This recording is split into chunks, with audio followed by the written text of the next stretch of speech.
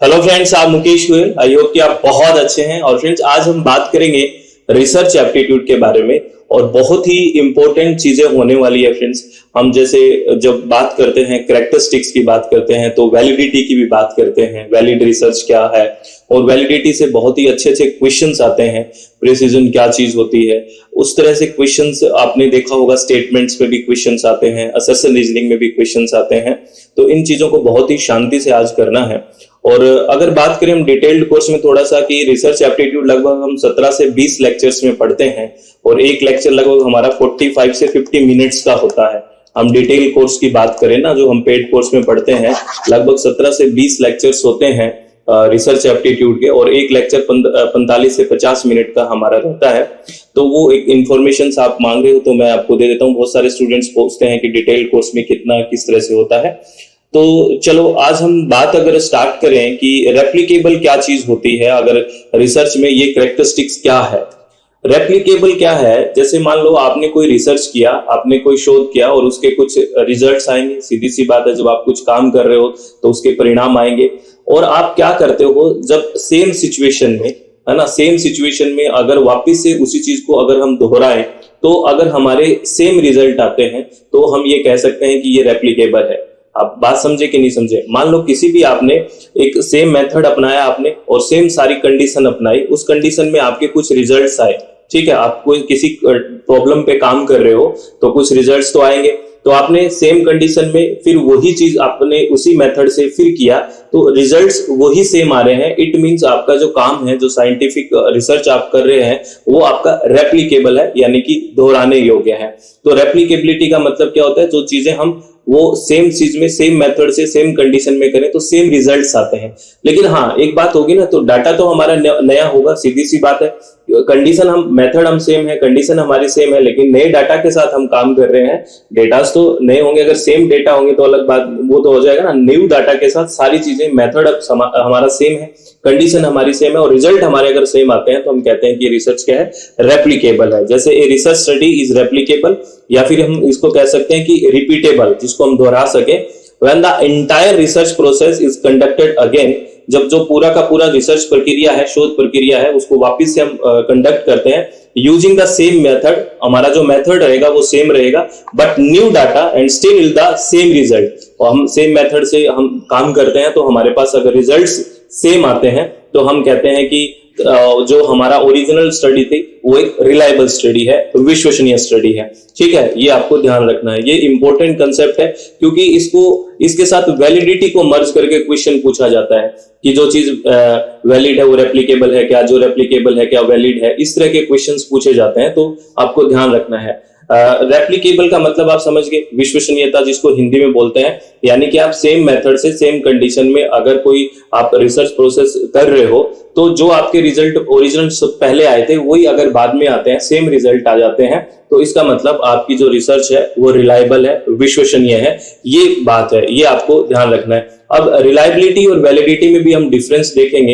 इन दोनों चीज बहुत अलग है। रिलायबल होना किस चीज का और विश्वसनीय होना, वैलिड होना, वैध होना, ये डिफरेंट है। ये भी आपको ध्यान रखना है। तो ये एक यहाँ पे रिलायबल शब्द है, एक हम अभी पढ़ेंगे वैलिडिटी की बात करेंगे, वैधता की। तो इससे क्वेश्चंस जो आए हैं वो भी बात करेंगे, स्टेटमेंट्स के क्वेश्चन किस तरह से आए हैं, तो ध्यान रखना है। तो आप मेरे हिसाब से रेप्लिकेबल का मतलब समझ चुके होंगे।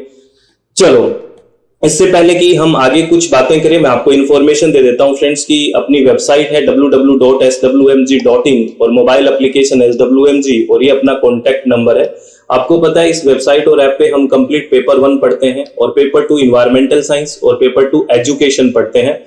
और इसमें हम आपको 2 कोर्स दिखेंगे। अगर मैं सिर्फ पेपर 1 की बात करूं, एक दिखेगा लाइव प्लस रिकॉर्डेड, जिसमें आपको डेली लाइव भी मिलेगी और रिकॉर्डेड बैच भी रहेंगे। तो इसमें आपको बुकलेट्स भी घर पे आएंगी, है ना, बाय कोरियर। और हिंदी और इंग्लिश दोनों माध्यम में ये कोर्स रहेगा। ठीक है, इसमें थ्योरी प्लस प्रैक्टिस हम साथ साथ कंप्लीट 10 की 10 यूनिट करेंगे। और एक आपको रिकॉर्डेड बैच देखेगा। इन दोनों में डिफरेंस यही है कि ये ओनली रिकॉर्डेड होगा, लाइव सेशन यहाँ नहीं होंगे, ये ओनली रिकॉर्डेड होगा। इसमें आप डाउट पूछ सकते हैं कमेंट में डाल के।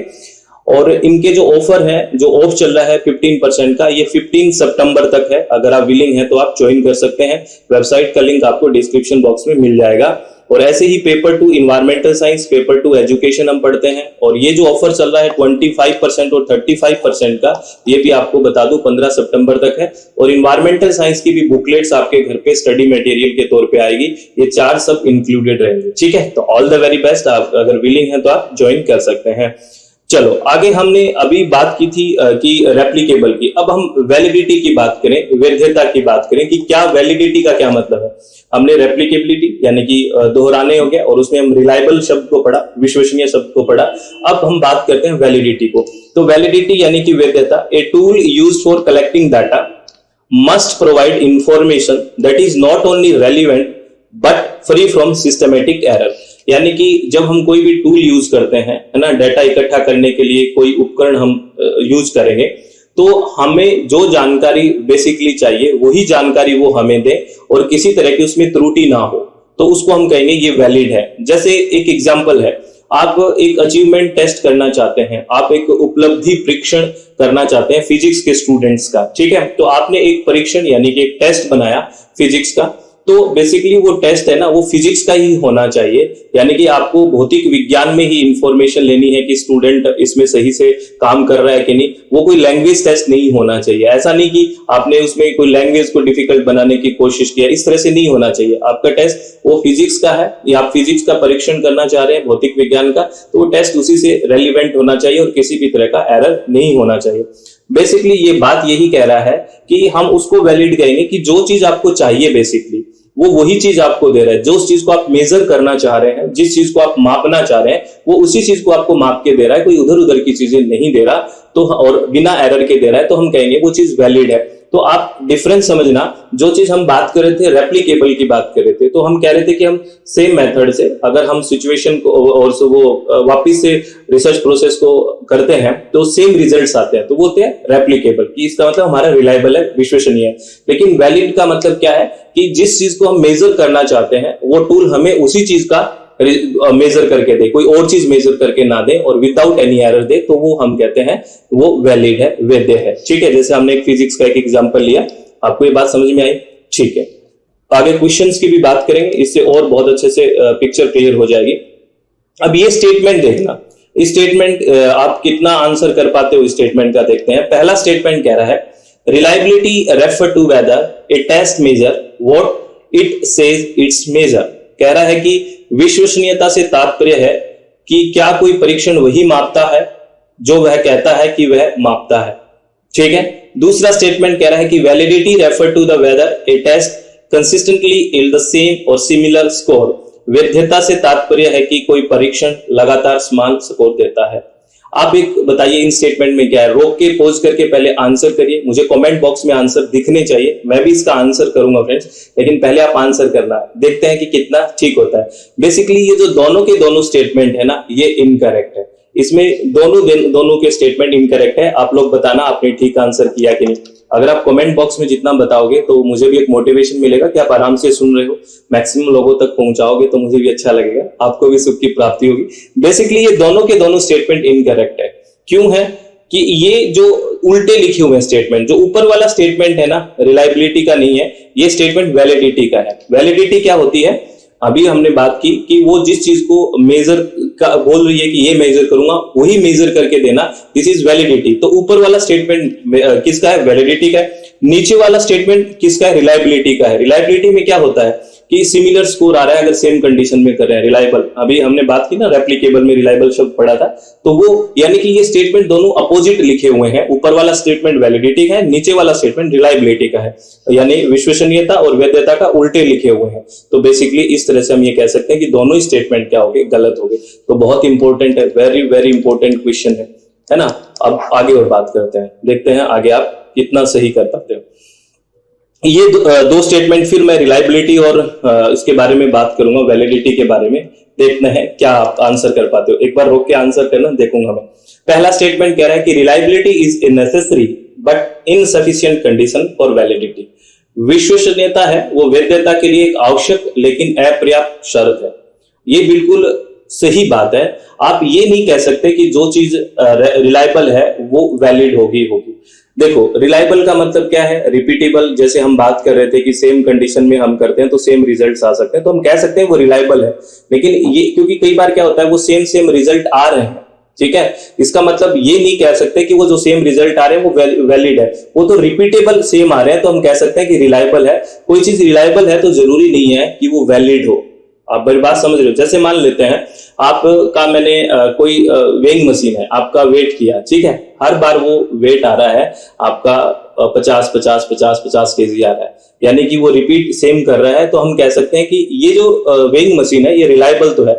लेकिन वो वास्तव में आपका वेट 50 है क्या, ये जरूरी नहीं है, वैलिड है कि नहीं, क्योंकि हम कोई वैलिड इंस्ट्रूमेंट से देखेंगे, मेजर करेंगे, हो सकता है वो इंस्ट्रूमेंट में और तरह का एरर हो कोई, लेकिन हाँ उसमें रेप्लिकेबिलिटी तो है, यानी कि रेप्लिकेबल तो हो रहा है, वो रिलायबिलिटी तो है, लेकिन ये नहीं कह सकते कि वो वैलिड है। तो याद रखना कि जो रिलायबिलिटी है ये नेसेसरी है, लेकिन ये नहीं कह सकते कि सफिशिएंट चीज है बस।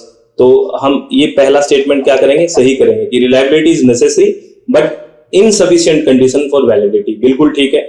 सेकंड स्टेटमेंट कह रहा है, in respect of evaluation tool validity is not an all or none concept but it is exist in continuum. यानी कह रहा है कि मूल्यांकन उपकरणों के संबंध में वैधता एक सर्वव्यापी या शून्य उपकरण नहीं है, बल्कि एक निरंतरता के रूप में मौजूद है। यानी कि अब इस बात को समझिए कि जो हम वैलिडिटी की बात कर रहे हैं ना, एक सिर्फ हम ये नहीं कह सकते कि एक शून्य अवधारणा है ना, एक सर्वव्यापी। बेसिकली जो वैलिडिटी होती है वो एक कंटिन्यूटी में होती है। कंटिन्यूटी में क्या मतलब होगा? देखो, जो चीज वैलिड है ना, अब मैं उल्टा स्टेटमेंट बोल रहा हूं, जो चीज वैलिड है वो बिल्कुल रिलायबल तो होगी होगी। अब मैं ये नहीं बोला कि जो रिलायबल होगी वो वैलिड होगी, मैं बोल रहा हूं जो वैलिड है, क्योंकि वैध है, वो बिल्कुल हम कह सकते हैं कि रिलायबल है, ठीक है ना। अगर रिलायबल है तो हम ये भी कह सकते हैं, वैलिड है, रिलायबल है, तो हम ये कह सकते हैं कि वो चीज बेसिकली एकदम सही है, करेक्ट भी है। तो इस तरह से ये कंटिन्यूटी में चीज चलती हुई आ रही है, इस तरह से चलेगा तो ये बिल्कुल ठीक है कि in respect of evaluation tool validity is not an all or none concept but it exist as a continuum. यानी कि ये एक अवधारणा नहीं है बल्कि एक निरंतरता के रूप में मौजूद है, आगे आगे बिल्कुल है। तो ये दोनों के दोनों स्टेटमेंट क्या हो गए, ठीक हो गए। तो बहुत statement first and second are true. अब आप मुझे कमेंट बॉक्स में बताना ये क्वेश्चन आपका ठीक हुआ कि नहीं, कंसेप्ट क्लियर हुआ कि नहीं, शांति से बताओगे। और इसी तरह से हमें तैयारी करनी है, प्लीज रिलैक्स होके हर कंसेप्ट को समझते हुए आप इनके शॉर्ट नोट्स बनाओ। जैसे अभी आपने पढ़ा रिलायबिलिटी क्या है, ठीक है, वैलिडिटी क्या है, रेप्लिकेबिलिटी कहाँ यूज करते हैं, इन शब्दों को लिखा और शॉर्ट नोट बना दिए। फिर हम फिर क्या करेंगे, उसको रिवाइज करेंगे। और मैं आपको रिवीजन के लिए एक वीडियो भी डाला है कि आप अगर एक बार पढ़ते हो तो कोई मतलब नहीं है, हमें ऐसे पढ़ना चाहिए 24 घंटे में, फिर रिवीट, फिर 72 घंटे में, ऐसे बात हुई थी ना, वो पूरा वीडियो देखना। अगर आपको परमानेंट मेमोरी में नहीं जाएगा तो कंफ्यूजन रहेगा, प्लीज ये ध्यान रखना। अब जैसे एक क्वेश्चन, ये तो बहुत कॉमन क्वेश्चन है, ये तो आप बिल्कुल सारे बच्चे सही कर दोगे। ये क्वेश्चन है, arrange the following step involve in research process in correct order. अनुसंधान जो प्रक्रिया होता है उसमें शामिल निम्नलिखित चरणों को सही क्रम में रखें। तो आप बताओ सबसे पहले क्या होगा? आपको पता है सबसे पहले हमारे पास क्या होगी, प्रॉब्लम होगी बेसिकली, है ना, कि किस पे हम रिसर्च कर रहे हैं। तो सबसे पहले हम आइडेंटिफाई करेंगे प्रॉब्लम का, ठीक है, उसके पहले प्रॉब्लम हो गई हमारे पास। उसके बाद हम क्या रिव्यू करते हैं, जो लिटरेचर है वो रिव्यू करते हैं। तो डी के बाद बी आ रहा है, ऐसा कौन सा ऑप्शन है डी के बाद बी, यानी कि लास्ट ऑप्शन है। उसके बाद क्या आएगा, डाटा कलेक्शन की बात कर रहे हैं, ठीक है। उसके बाद डाटा को एनालाइज करेंगे और उसके बाद फाइनली रिपोर्ट देंगे हम। तो ये ऑप्शन आ गया ना। ये वेरी वेरी इंपॉर्टेंट है, बहुत सिंपल क्वेश्चन है, लेकिन ये कई बार गलत हो जाता है ओवर कॉन्फिडेंस की वजह से, और बहुत बार रिपीट भी होता है ये क्वेश्चन, तो ये भी आपको ध्यान रखना है। आगे दो स्टेटमेंट दिए हुए हैं, ये स्टेटमेंट भी बहुत शानदार है। क्या कह रहा है? पहला स्टेटमेंट कह रहा है कि review of literature help the researcher with the interpretation of his और हर फाइंडिंग। कह रहा है कि साहित्य की जो समीक्षा है वो शोधकर्ता को उसके निष्कर्षों की व्याख्या और निर्वचन में सहायता करती है। देखो, हम कोई भी रिसर्च करते हैं तो लिटरेचर को क्या करते हैं, जो भी होता है उसको रिव्यू करते हैं, यानी आपसे संबंधित पहले कोई काम हो चुका है उसको आप रिव्यू करके पढ़ के देखते हो, और वो बहुत सारे आइडियाज देता है आपको। भाई आपने जो भी फाइंडिंग आएगी आपकी, उसको इंटरप्रेट कैसे करोगे, है ना, आप किस मेथड से जाओगे, बहुत हेल्प करता है। यानी यूं कह लो कि रिव्यू ऑफ लिटरेचर किसी भी रिसर्च में एक बहुत अहम रोल अदा करता है। जैसे हम बात करते हैं कि आपने किसी का रिश्ता करने जाते हो, है ना, किसी का लड़का या लड़की देखने जाते हो, तो आप पूछते हो ना कि बड़े का कहाँ शादी किया, ये सब क्यों कर रहे हैं? बेसिकली ये हम रिव्यू कर रहे होते हैं कि अच्छा ये इन्होंने सब ठीक रह रहे हैं तो हो सकता है ये भी ठीक रहे। इस तरह की चीजें होती है, हम पता लगाने की कोशिश करते हैं, तो ऐसे ही रिसर्च में होता है। तो बिल्कुल ठीक बात है कि रिव्यू ऑफ लिटरेचर बहुत हेल्प करता है। पहला ऑप्शन ठीक, स्टेटमेंट ठीक है। दूसरा कह रहा है review of literature is not of any help in learning different theoretical and methodological approach to your research area. कह रहा है कि साहित्य की समीक्षा आपके शोध क्षेत्र में विभिन्न सैद्धांतिक और प्राविधिकीय उपागमों के अधिगम में कोई सहायता नहीं करती है। नहीं करती है क्या? करती है। अभी तो बात की है मैंने, ये कह रहे नहीं करती है। अरे क्यों नहीं करती है? ये तो पूरी हेल्प करती है। इसलिए ये स्टेटमेंट क्या हो गया? गलत हो गया। तो पहला स्टेटमेंट ठीक है और सेकंड स्टेटमेंट फॉल्स है। राइट ऑप्शन कौन सा हो गया? थर्ड राइट ऑप्शन हो गया। ये आपको ध्यान रखना है, बहुत इंपॉर्टेंट क्वेश्चन है। ठीक है, अब हम दो टर्म की बात करेंगे। एक टर्म है प्रिसीजन, जिसको हिंदी में बोलते हैं परिशुद्धता, और एक शब्द है बेसिकली हम बात करेंगे एक्यूरेसी। ये शब्द भी बहुत इंपॉर्टेंट है, इनको भी बहुत आराम से समझना है। ठीक है, बहुत इंपॉर्टेंट है। देखो दो टर्म है ना, प्रिसीजन यानी कि शुद्धता। शुद्धता ये कहता है कि आपने कोई चीज है वो रिपीटेबल कितनी है, यानी कि closeness of two or more measurement to each other is known as precision of a substance. एक उदाहरण से समझाता हूं, आराम से समझना, बिल्कुल आपको डायग्राम से समझाता हूं। जैसे देखिए ये यहाँ पे ये डायग्राम आपको दिख रहा है, ये वाला।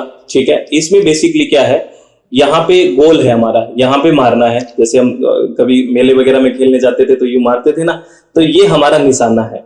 ठीक है, एक्यूरेसी यहाँ आएगी जो सबसे ज्यादा लगेगा। तो यहाँ पे देखो इस निशाने के पास ही ज्यादा सारी चीजें लग रही है, तो हम ये कह सकते हैं कि यहाँ पे एक्यूरेसी ज्यादा है, यानी कि जहां हमें मारना है वहीं पे ये चीज लग रही है। लेकिन यहाँ पे देखो, यहाँ पे एक्यूरेसी नहीं है। इस डायग्राम में देखो, सेकंड वाले में, यहाँ पे बेसिकली एक्यूरेसी है क्या? देखो एक्यूरेसी तो यहाँ थी, यहाँ मारना था, लेकिन ये यहाँ लग रहा है। ठीक है ना, तो बेसिकली लग यहाँ रहा है, लेकिन आप देखिए सारे के सारे मैक्सिमम वहीं पे लग रहे हैं। ये देखो एकदम क्लोजनेस है इसमें, तो इसको हम ये कहेंगे यहाँ पे एक्यूरेसी तो नहीं है लेकिन हाई प्रिसीजन है, यानी कि बार बार वहीं लग रहा है। इनकी क्लोजनेस देखिए, तो ये भी डिफरेंट चीजें हैं। एक्यूरेसी का मतलब जो हमें जो चाहिए एकदम जो हमारा गोल है, जो ट्रू वैल्यू है वहीं पे लग रही है जाके, तो वो कहेंगे हाई एक्यूरेसी। लेकिन प्रिसीजन में क्या होता है कि रिपीटेड मेजरमेंट होता है, वो बिल्कुल सेम रिजल्ट शो कर रहे हैं, वहीं क्लोजनेस उसकी ज्यादा है। तो ये देखिए, इसकी लाइन भी आपको नोट पढ़ के सुनाता हूं, बहुत ही शानदार कंसेप्ट है ये। बेसिकली क्या करे, देखो accuracy is the degree of closeness between A measurement and it's true value, यानी कि सटीकता एक माप है और उसके वास्तविक मूल्य के बीच निकटता की डिग्री है। तो देखिए वास्तविक यही चीज है, यहाँ पे है और इसके एकदम निकट है, तो ये कह सकते हैं हम हाई एक्यूरेसी है। जबकि अगर बात करें precision is a degree to which repeated measurements under the same condition show the same results. देखो यहाँ पे सेम कंडीशन में सेम रिजल्ट, यानी यही ये लग रहे हैं, तो एक्यूरेट तो नहीं है लेकिन वहीं पे वहीं आ रहे हैं। उनकी क्लोजनेस देखिए कितनी ज्यादा है, तो ये कहेंगे यहाँ पे हाई प्रिसीजन है। ये बात इंपॉर्टेंट है, वेरी वेरी इंपॉर्टेंट है। तो ये चीजें आपको याद रखनी है कि क्या क्या है, प्रिसीजन क्या चीज होती है ना, एक्यूरेसी कैसे है, वैलिडिटी की बात क्या होती है, और अगर रेप्लिकेबल है वो क्या है। इन शब्दों को ध्यान रखना है। यहाँ से क्वेश्चंस जो पूछे जा रहे थे मैंने बात की थी, और इस तरह से कंसेप्ट्स आपको एकदम शॉर्ट नोट बना के ध्यान रखना है। ठीक है, तो अच्छे से पढ़ाई करनी है, किसी भी तरह की टेंशन नहीं लेनी। ऐसे ही कंसेप्ट्स को हम पढ़ते रहेंगे, बस चित्त शांत रखना है। और मैं आपको फिर इंफॉर्मेशन दे देता हूं कि अपनी वेबसाइट है www.swmg.in, मोबाइल एप्लीकेशन SWMG, और ये अपना कॉन्टैक्ट नंबर है। इस पे हम कंप्लीट पेपर 1 पढ़ते हैं, पेपर 2 इन्वायरमेंट साइंस और पेपर 2 एजुकेशन पढ़ते हैं। जैसे हमने अभी रिसर्च एप्टीट्यूड के बारे में बात कर रहे हैं, इसी तरह हमारे जो 45 से 50 मिनट का लेक्चर रहता है ना। ऐसे रिसर्च की बात तो 17 से 20 लेक्चर्स रिसर्च के होते हैं। ऐसे हर यूनिट के 10 की 10 यूनिट्स हम करते हैं। यहाँ पे आपको 2 कोर्सेज दिखेंगे, एक पेपर 1 का लाइव प्लस रिकॉर्डेड दिखेगा और एक आपको रिकॉर्डेड दिखेगा। इनमें डिफरेंस दोनों में यही है कि ये लाइव भी आएगा डेली और ये रिकॉर्डेड है। और हाँ, रिकॉर्डेड में भी आपको अगर कोई डाउट आता है तो आप पूछ सकते हैं। हिंदी और इंग्लिश दोनों माध्यम में हम पढ़ाई करते हैं। आपके पास बुकलेट्स, स्टडी मटेरियल जो होगा वो बाय कोरियर आपके घर पे आएगा, वो सब चार्जेस इसमें ही इंक्लूडेड है। और ये ऑफर चल रहा है जो 15% ऑफ का विद स्टडी मटेरियल, ये आपको मैं बता दूं, ये चल रहा है सिर्फ 15 सितंबर तक, इसी 15 सितंबर तक। इसके बाद ये जो बेसिकली डिस्काउंट है ये कमजोर ये बंद हो जाएगा। और अगर बात करें ऐसे ही पेपर 2 इन्वायरमेंट साइंस और पेपर 2 एजुकेशन भी पढ़ते हैं, इस पे कॉम्बो पैकेज पे 35% चल रहा है। और अगर एक एक पेपर लेते हैं आपको पेपर 2 इन्वायरमेंट या पेपर 2 एजुकेशन तो 25% का ऑफ चल रहा है। और इन्वायरमेंटल साइंस का भी स्टडी मटेरियल आ चुका है, कॉन्ग्रेचुलेशन, ये भी आपके घर तक आएगा कोरियर में, उसका भी चार्ज इंक्लूडेड रहेगा। ठीक है, तो आप आराम से चित्त शांति से, अभी बहुत अच्छा मौका है, अभी साथ एकदम दिमाग से अच्छे से पढ़ाई स्टार्ट कर दो बिना किसी टेंशन के। और ये बात हमेशा ध्यान रखनी है कि चित्त हमेशा शांत रखें, खुश रहें, किसी भी तरह की टेंशन ना लें, और इसी तरह कंसेप्ट्स को हम सीखते रहें, पढ़ते रहें और बार बार रिवाइज करते रहें। बहुत बहुत धन्यवाद, thank you, thanks a lot.